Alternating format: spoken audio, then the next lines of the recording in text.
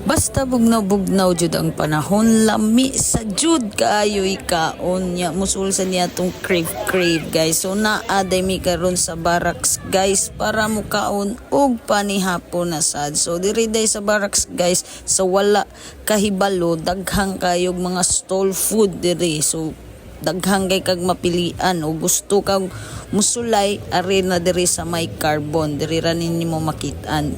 So nag-order demi dirag sabaw sa Bisayang manok guys og aning seafood sizzling nila. Akong suwayan og makaya bag kinamot ning sizzling. So nangatawa na lang mi kay perti man gyud di ang inita.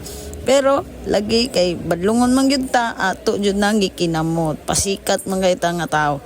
So lami kanilang tahong guys and kanisa nilang Bisayang manok na shock mi kay ngano perting lumuya, perti yung lataa sa manok. So inigkaon nimo humok jud kayo. So ang nakanindot sa diri guys kay duol lagid kay ni sa mo. So mga 5 minutes lang nimo biyahion. So nindot kay ni diri sa barracks niya daghang kay kapilian. Ang usa sa akong paborito diri is kanilang seafoods jud.